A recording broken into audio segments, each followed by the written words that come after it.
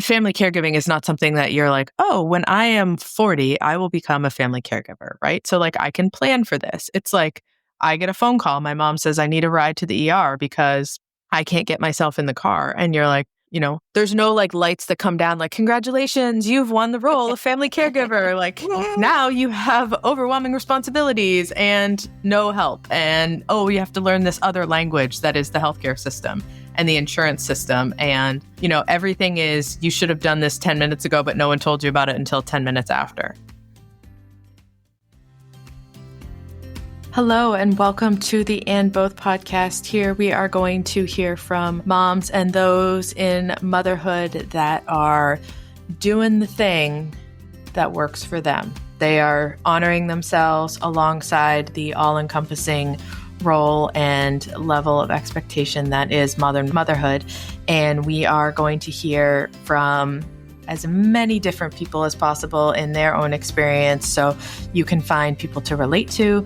You can hear stories that will make you laugh, make you cry, all of the above, and that we will come together as a community to support one another in a way that is holistic and honoring of the woman and the mother as a whole. Hello, and welcome to another episode of the And Both podcast. I am here today with Katie Schlott. Welcome. Thank you for having me. You and I have connected previously and had this whole wonderful conversation that I kind of wish was recorded because there was so many like, So I'm happy that we get it. We're in a spot to circle back and maybe hit some of those again. But before we get started, will you let people know about you and what you want them to know about you? Yeah, sure. So I'll start with my profession and then I'll go into my personal because that's where it all gets juicy, I guess. So for the last 20 years, I've spent time in leading essentially product innovation and design innovation. So that looks like more business consulting in a small firm, medium-sized firm in Chicago. And I've done that for almost 20 years and love it. And I am based right outside of Chicago in Oak Park, the studio of Frank Lloyd Wright and all that good stuff. But I also have a parent of two, so 11-year-old and an 8-year-old. So yeah, my life is pretty busy. Yeah. I mean, always, right? Like, especially when you're like, I need to feed and water myself. And then I also going to put some humans in there and I'm going to put like, a job in there and all that. Everything is kind of going every direction. Yeah, I hear you. Mm-hmm. So the thing that we talked about before, and I cannot remember for the life of me how we connected, but I know that you wrote an article about sandwich caregiving. So let's start there. Yeah, absolutely. Well, my story, I think, is just one story that is not as unique as you would think it is. So many of us are caregivers, and that's not just caregivers of young ones, but loved ones or disabled relatives, family members. And so I joined, which is lovingly called the sandwich generation, about in 2019. And so the sandwich generation, essentially, if people aren't familiar, is just a description of someone that is caring for an older adult while also caring for their children. Many times people go through this experience a little bit older, maybe in their 60s or so, 50s or so, taking care of an older family member, parent, and maybe your kids are a little bit older.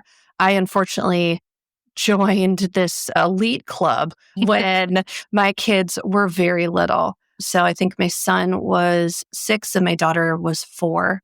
And basically what happened is on the Christmas Eve of 2019, it was like 3 months prior to the pandemic, just to like put us back in the mindset or the mind share of where we were. My mother started losing the ability to use her arms and legs, and essentially she became disabled from the neck down. I drove her to the ER. There was almost 3 weeks of every test imaginable, every doctor, very little answers, and still, again, disabled kind of from the neck down. After 3 weeks of running so many different tests, her diagnosis was neuromyelitis optica, NMO, which essentially is an autoimmune condition that's kind of like the cousin to MS.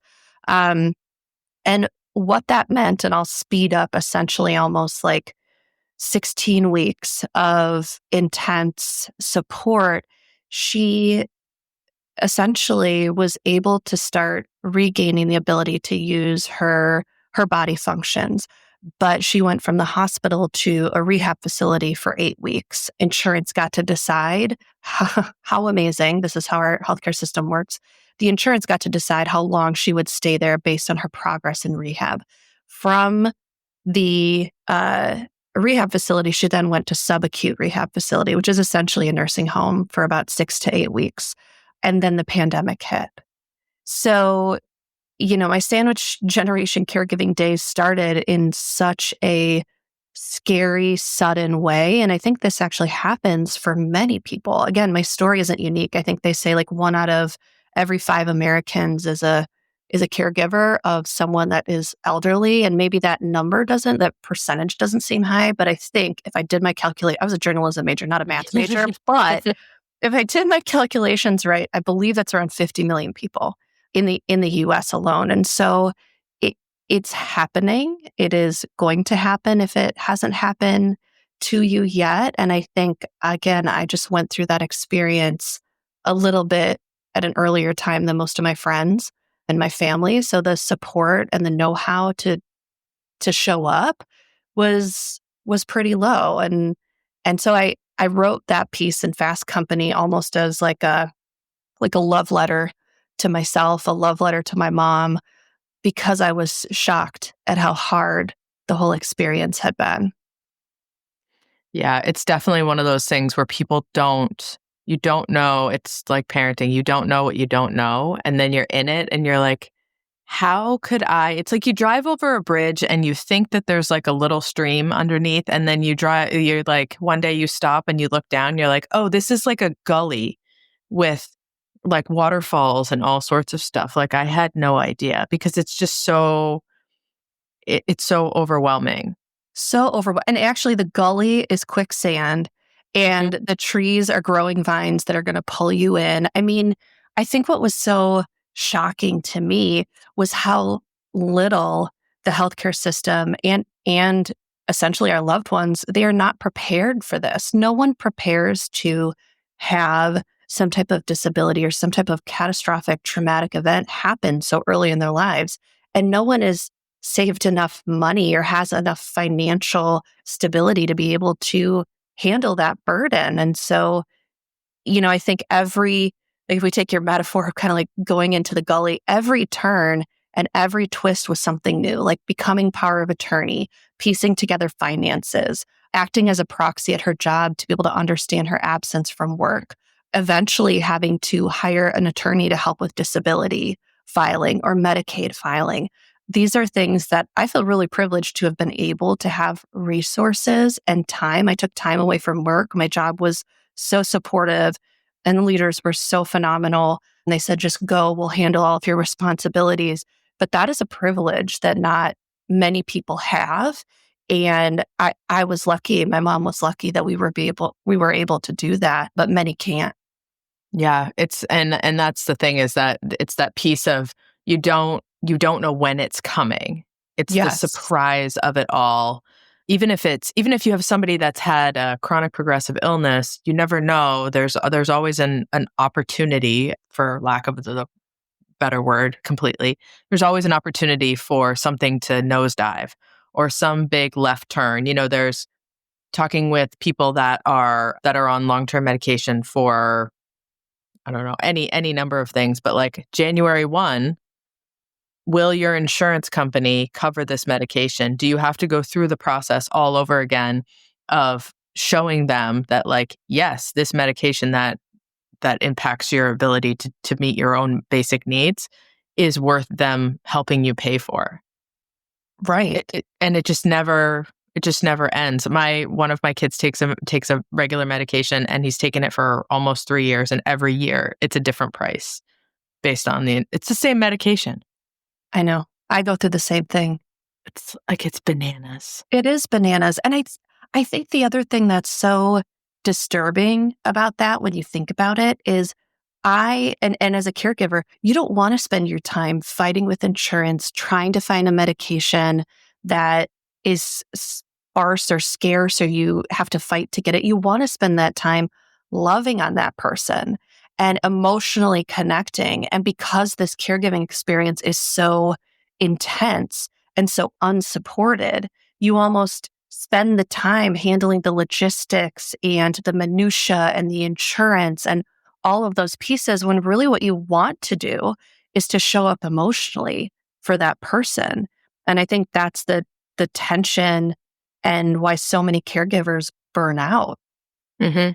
Yeah. And that's also the struggle. Like, so there's the estimates run anywhere from 53 million to 105 million, depending on what you're talking about on the caregiver front in this country.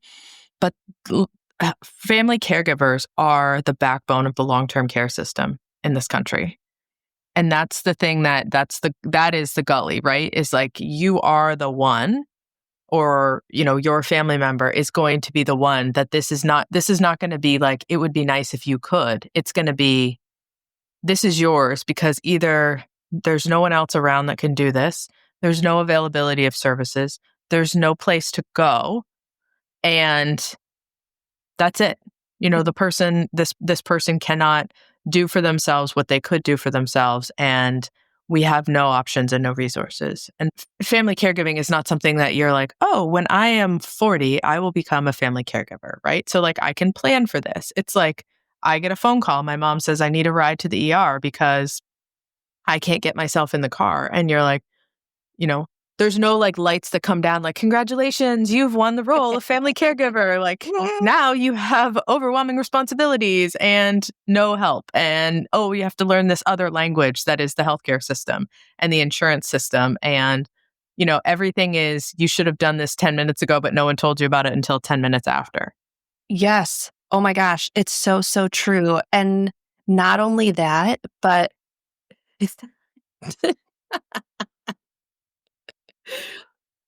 caregiving is never over. Never over. This is how it goes. I think what's really interesting, what I was going to say is, you become part of this, like you were saying, it's almost like this secret club. Mm-hmm. There's no announcement. There are no balloons. There are no confetti. That's what happens when people have babies, right? When people have babies, like, there's confetti and celebration, but it's like love and anticipation in life. But when you're caregiving for someone that is older, or again, kind of like on a more elderly side, no one wants to think of that inevitability of death, right? So like, and that comes with aging. So no one knows how to show up. And so you have to, that's your responsibility. But I think what I have learned too, and I'm sure I'm like the biggest downer at parties sometimes, because we'll get talking about something and then I'll get really passionate about talking about caregiving.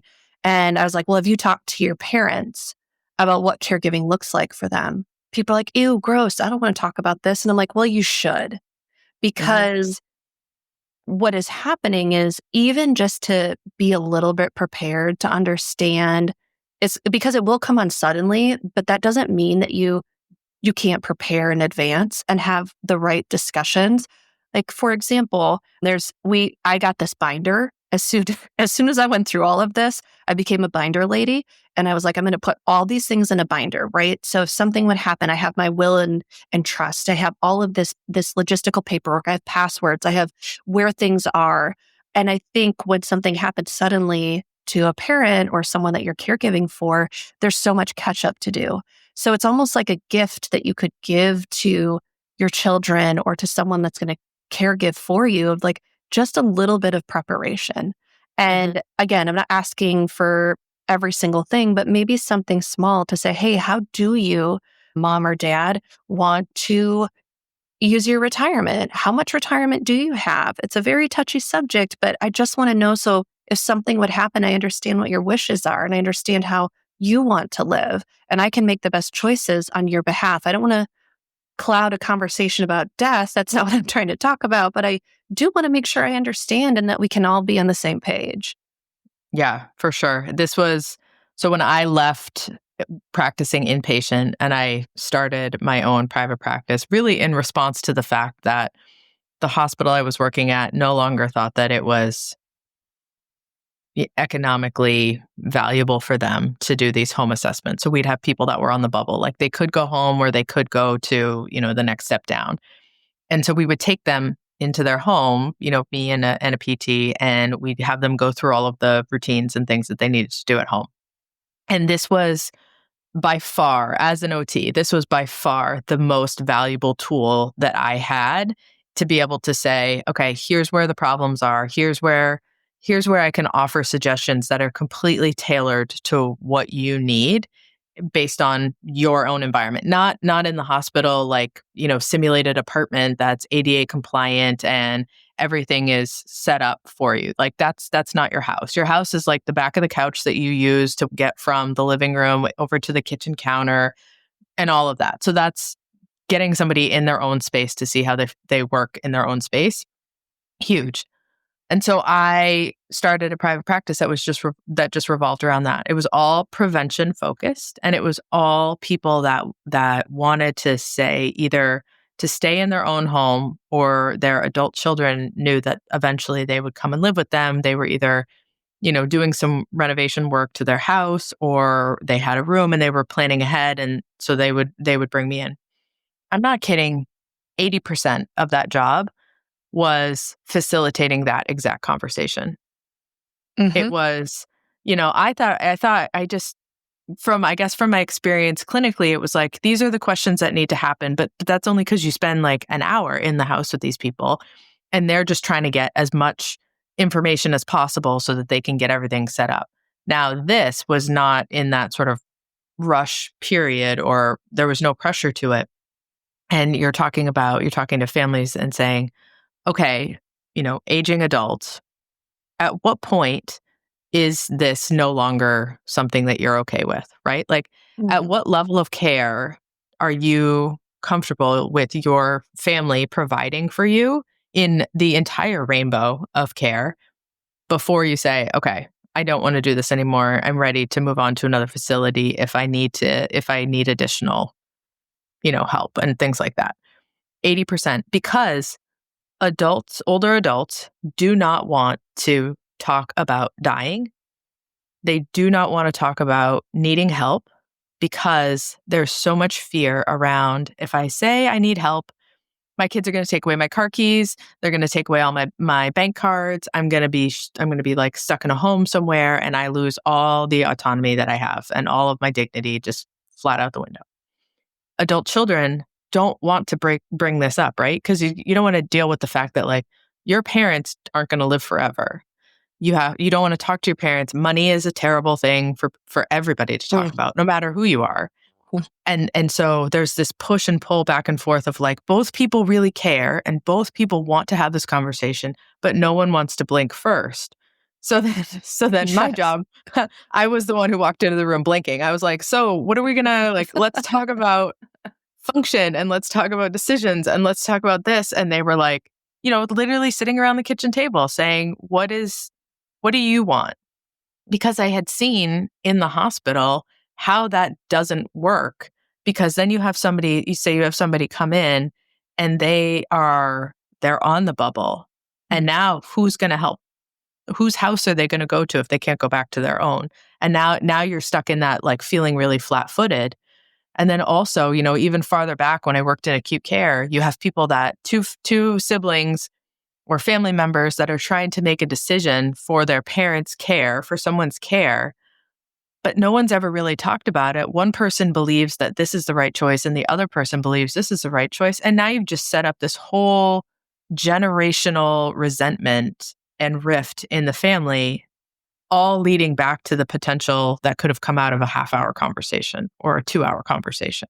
So it's just like, let's talk about the crap and let's like sift through the garbage and the really uncomfortable feelings, and knowing that like no one gets out of life alive.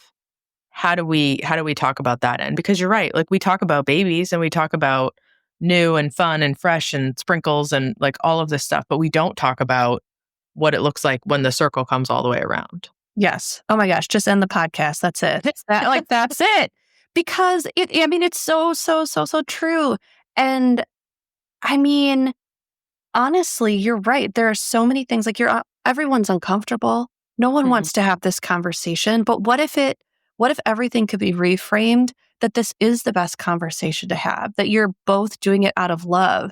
I'm not going to try to steal your money. I don't want your money. I want you to be okay. I want you to be healthy. I want you to be happy as you age. Every person deserves that dignity.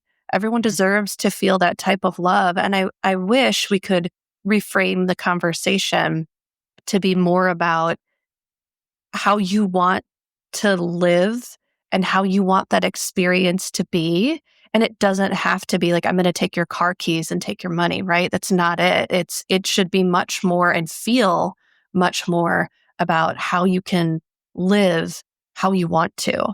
And so reframing that conversation, or it's almost like, we were talking about, you have a birth doula, right? You're just like an aging parent doula. And that's Mhm. what we're doing. And everyone should have that. I mean, now it's almost like I want to be like, instead of giving, for Mother's Day or Father's Day, giving older parents, you were like, here is a gift to you. Okay. We're going to sit down with Mhm. this amazing woman and she's just going to have a conversation and it's good. There's going to be some uncomfortable parts, but at the end, we're going to feel much better because we know and we have a plan. And having a plan can sometimes bring a lot of peace. So, do you sell gift cards? And then we'll start popping those into, into future mail. I know. That's it, it was the business because I was going into people's homes when COVID happened and I had my fourth baby 3 days before the world shut down. Oh my God. Then people are pulling family members out of, assisted living and all of that. And now my phone is ringing off the hook, but I'm like, I'm underwater here myself because I've got all these kids. But I really, I think that going forward and lessons learned in the pandemic, what this is one of those, like, this isn't the worst thing to happen because people, when people are dying left and right in some cities and in some facilities, whether you want to have this conversation or not, this conversation is going to happen. And so I think that, like, it's that baptism by fire that a lot of us went through of, like, you don't know who's going to get sick. You don't know how sick they're going to get. You don't know if they're going to recover, all of this stuff, because everything, especially in the beginning, everything was a total roll of the dice. And I think that from that, this idea of no, of realizing, yes, we don't live forever and there's things that we can't control.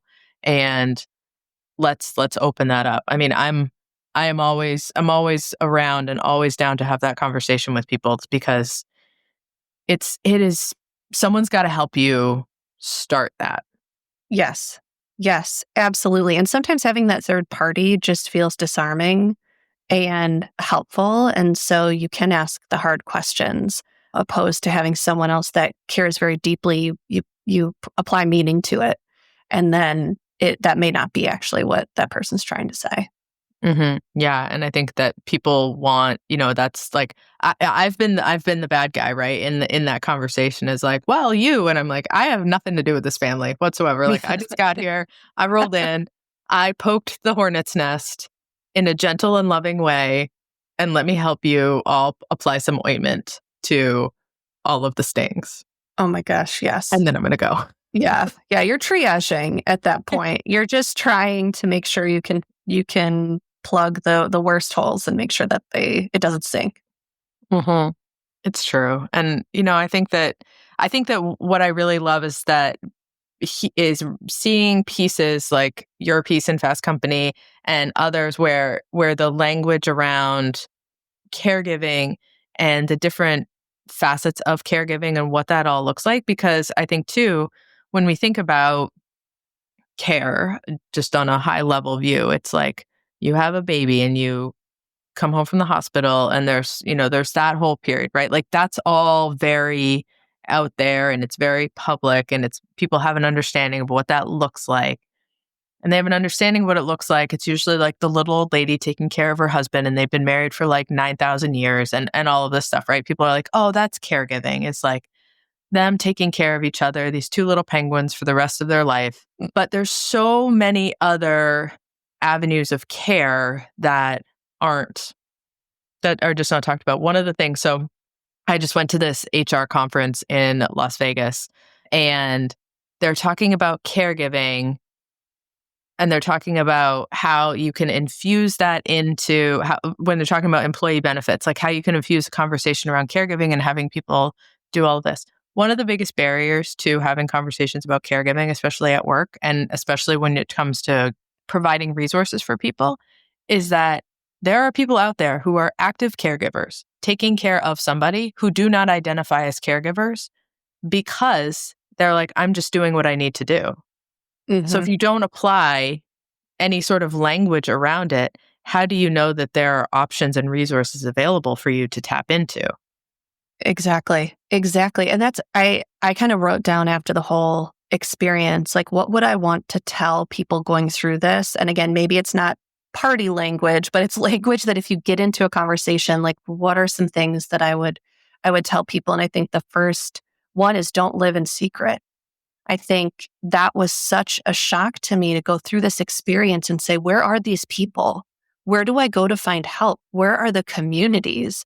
I felt that no one wanted to talk about it because to your point, people are like, I just have to deal with it. And you're like, but you don't. You could actually learn something. I found out through talking to my neighbor over the fence, basically like crying in my driveway. She was like, what's going on?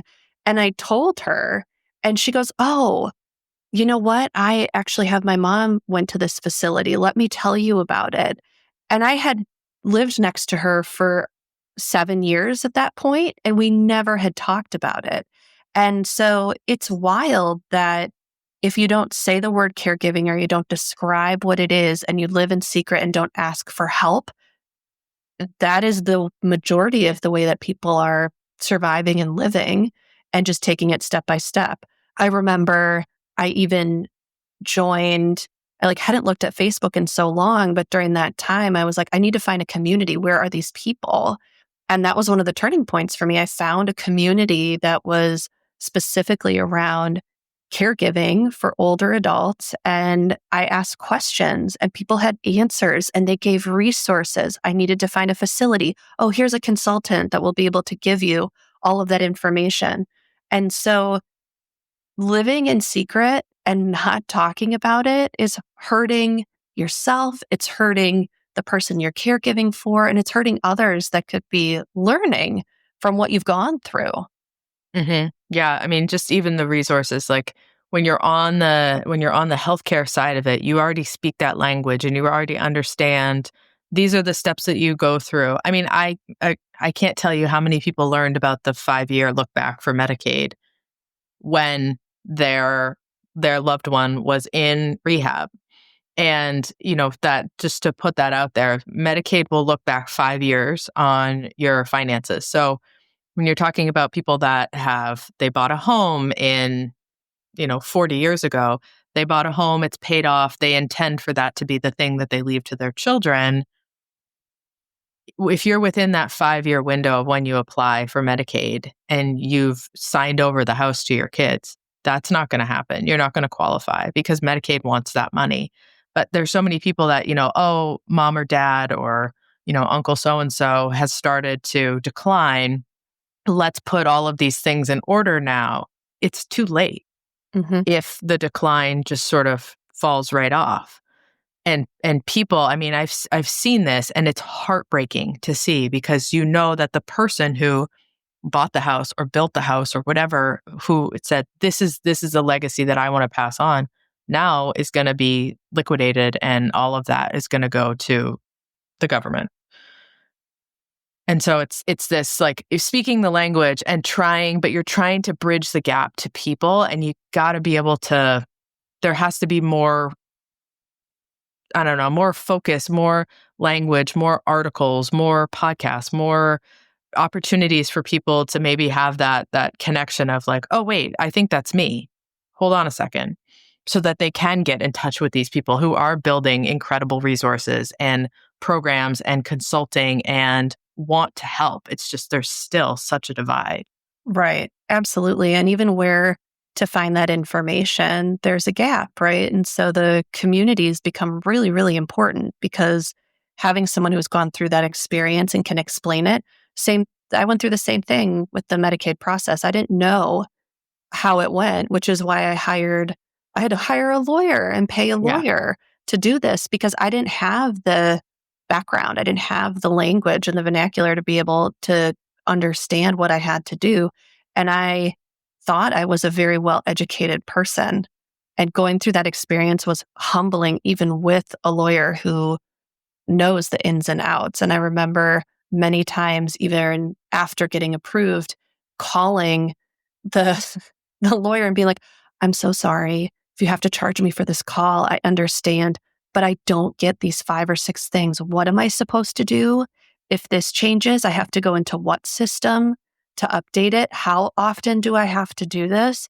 Wait, why would I need to do it?" So even after going through the experience, I still feel like I'm finding things out because I don't know the language of what that benefit or what that very critical paper needs to do in order to be able to provide the benefit. Yeah, it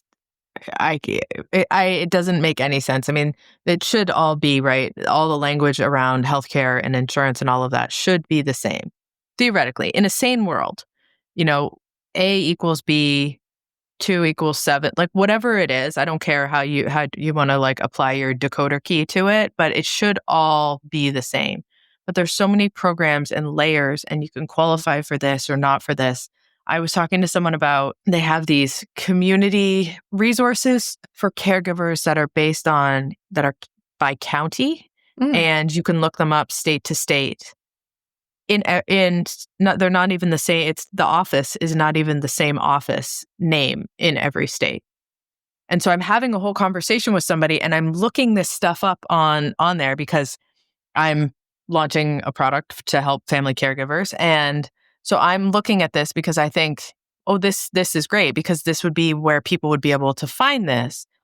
And I'm like, I don't see this. I don't think we have this in my state. And he knew, sort of one step before to find the national list of blah, blah, blah. They're all different. yeah, they're all different. They're all different. And I think not only that, but the coordination between them, I think I found one of the most challenging parts was just creating almost like, what is my seamless solution, right? Like, I'm a business consultant. I know the lingo of like businesses should create customer driven experiences or user centered experiences. And coordinating caregiving could be one of those, but it wasn't, which is kind of shocking. So, like, when my mom first got sick, I was like, okay, I want to be organized because I want a little bit of control over this situation. So I created a shared Google Calendar. I shared it with my husband, with my brother, with my sister-in-law. We were able to track her appointments, the due dates for her bills and her taxes. And then I was like, okay, well, now we need a shared Excel file where we can keep passwords and what things we haven't, like, we just keep discovering things. So let's create these shared tools. And I was like, okay, well, how do we let people know what's going on?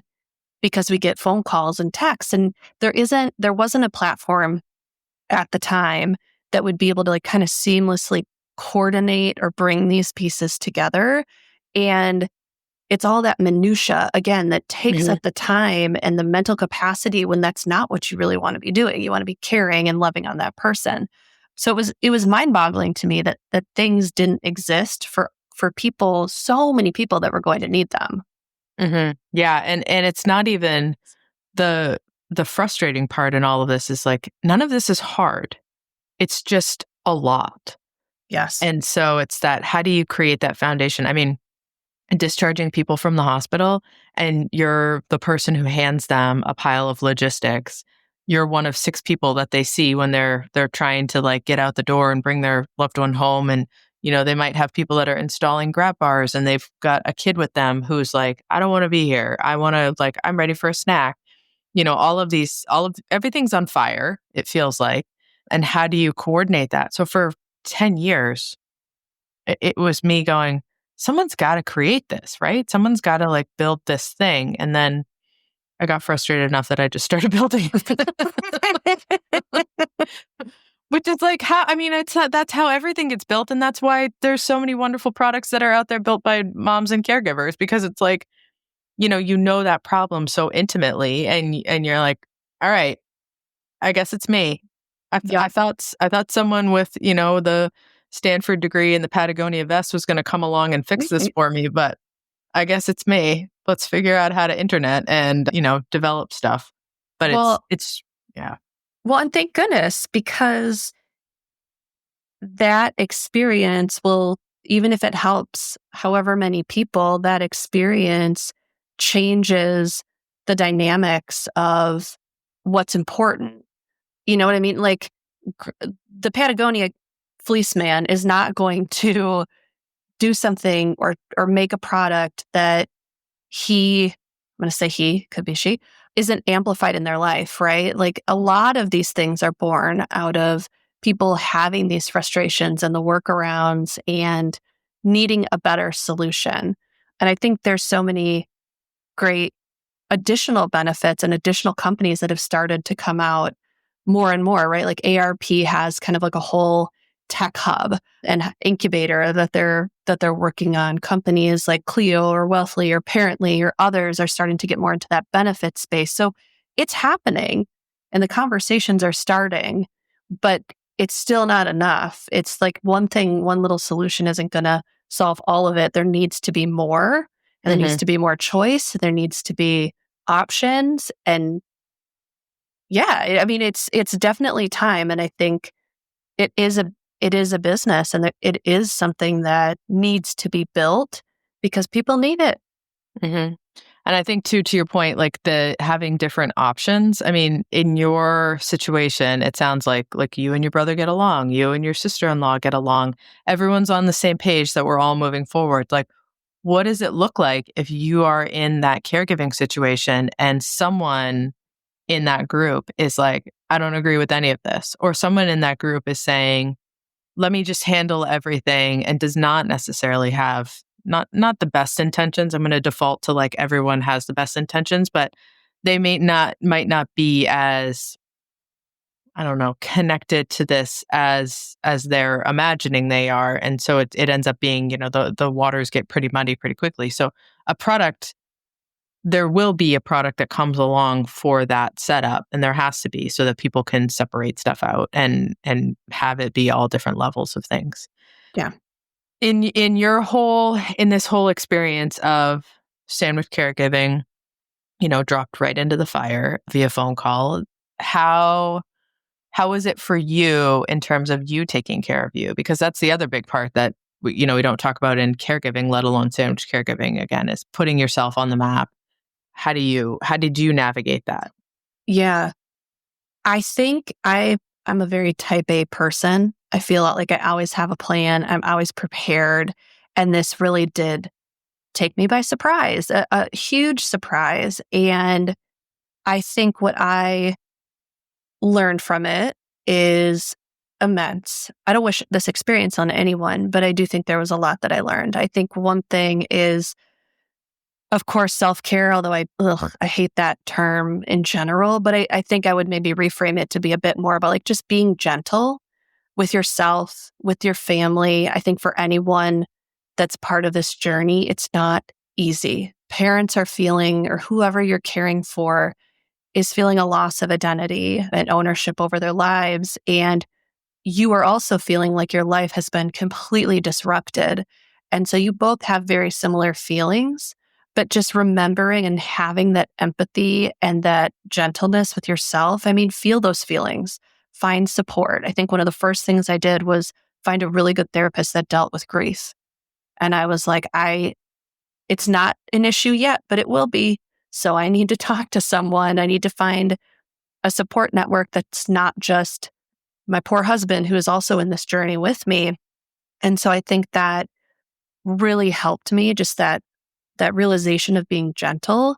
And I think also anticipating, like the caregiving journey is not, if it's onset, it almost is like on a chart, it spikes and it goes up, up, up. But at some point it's going to come down.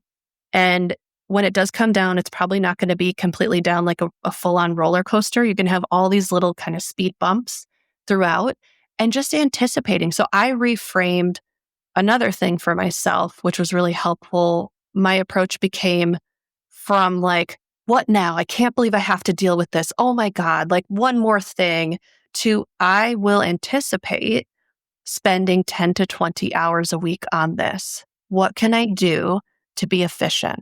What do I need to do now versus later?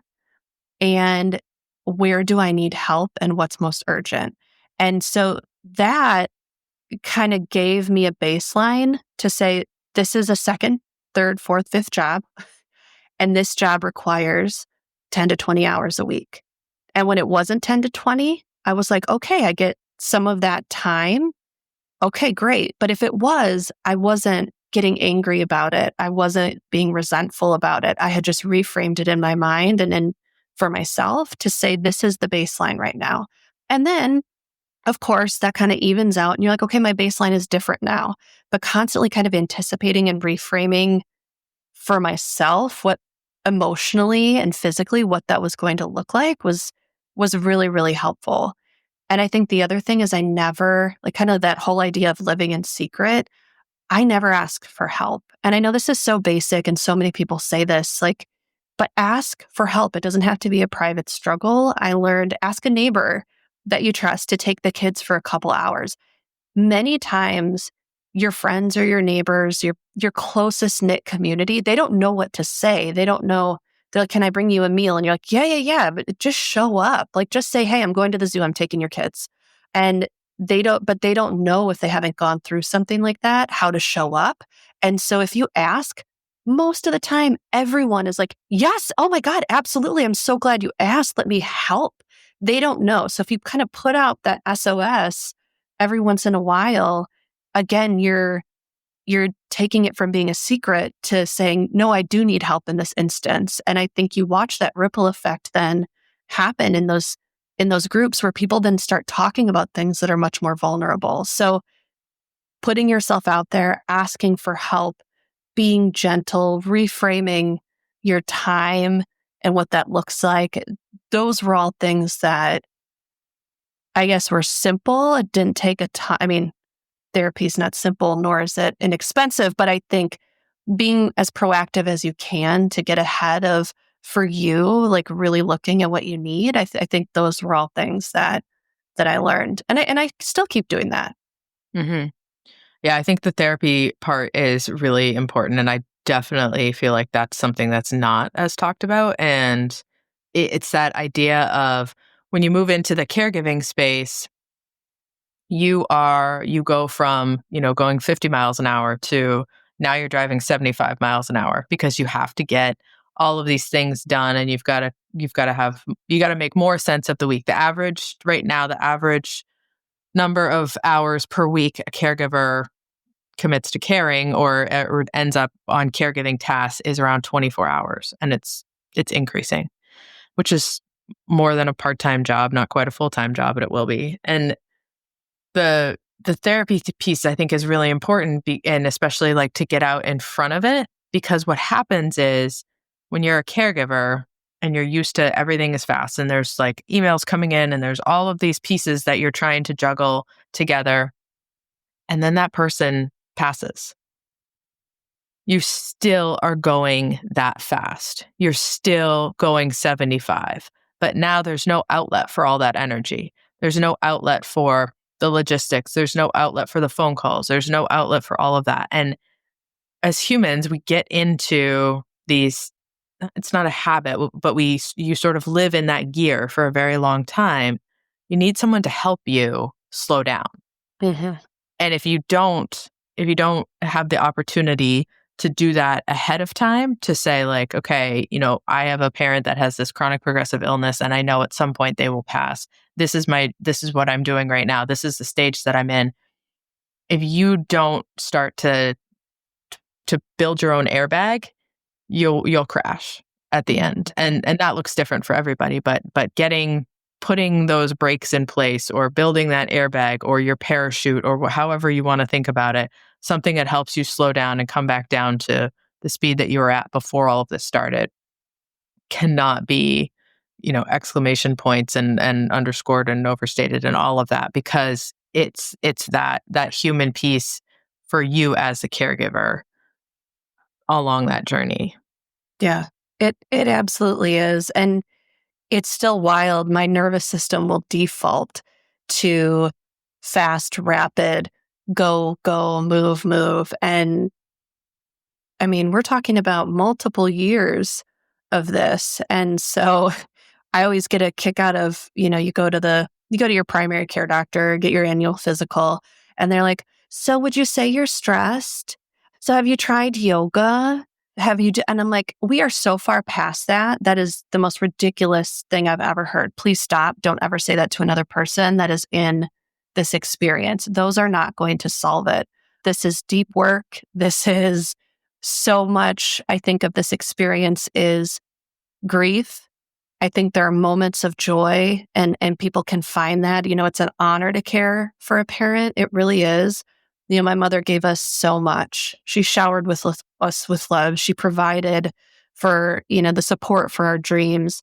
And I do think it's an honor to be able to give back. And so finding the joy as you can in those moments. I'm really lucky. My mom is stable now, but that isn't the experience. Some people are going through grief in the most major way of a passing or of a realization that it will never be the same or that person doesn't exist in the same way they did before. So I do think, understanding your own system and being able to prepare and be as proactive as you can, and also look for those moments of joy. Look for those moments where, again, it seems very low, but how can you find the grace and the peace and the joy in this act that you are doing for another human? It's incredible that you're able to do that amongst everything else that you're doing in your life. Yeah, it's that forward moving. It's living your life while also recognizing that there is that big grief component and having somebody help you walk through that, deal with that. Because if you don't, it's a bigger pile of grief waiting for you at the end of the line. Like, it's coming either way, right? It's like balancing a checkbook.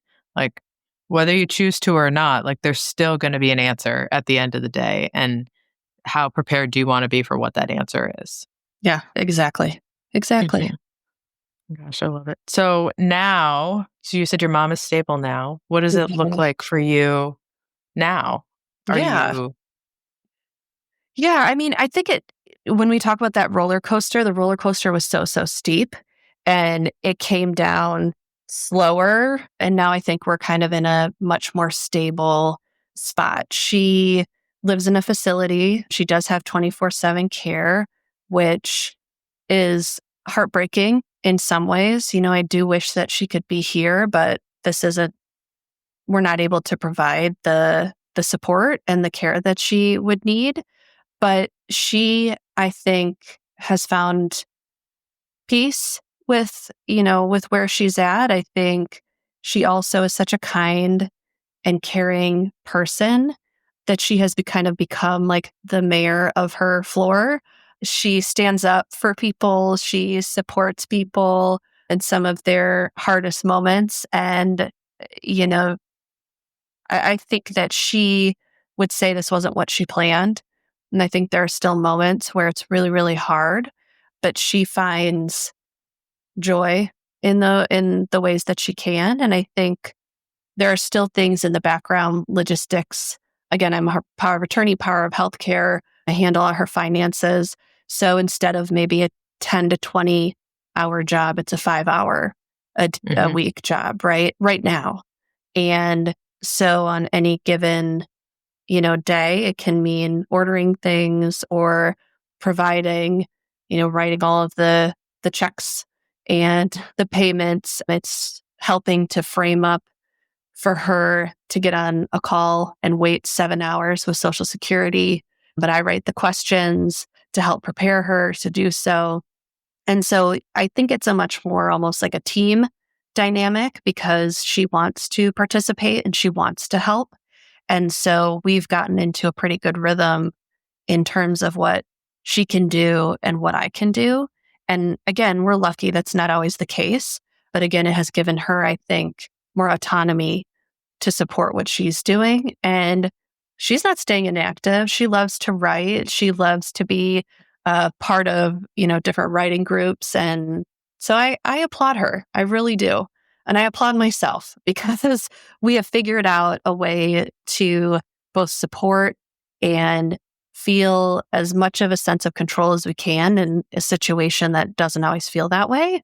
But also when things are tricky, we're able to handle it again because we've gone through this and we know that we can figure it out as we go. There's like a mental toughness or a physical toughness that you kind of grow this outer shell in a way from caregiving, and it's always there and it's ready to protect you when you need it. You can retract it, kind of like a super turtle or something like that. and it's always there and it's always with us. But I think we've definitely got to more of like a stasis, which is a great place to be, but also we anticipate that can change and we're ready for it if it does. Yeah. That's amazing. I think the story is amazing, and just in terms of like and how you navigated it, and that you're sharing it, because like we've said this whole time, like if you share, if you're the one who sticks the flag in the ground for other people to find, you're helping more people than you know. Yeah, absolutely. I love it. Well, I really appreciate you sharing the story and sharing, your adventure, because it's hard, and it is easier, not easier, but it is more common for people to say, oh, I just do this and that's what it is, but to get into the nitty gritty of it. So thank you so much for joining me today. Yeah, thank you for all your advice too. I hope people are ready to use new tools and take some of the idea of kind of like an aging doula as something that they can look towards, because those are all really great recommendations. Yeah. And I'm going to link your article in the show notes. And then if you want to let people know where else they can find you. Yeah, I'm pretty active on LinkedIn, for better or worse, if it should be personal or not. Here I go. So yeah, I'd say find me there. I've also written a couple of other articles on Fast Company. So if you're so inclined, you can take a look at those as well. Awesome. Well, I'll put all the links up so people can find you. And again, thank you for joining me. Absolutely.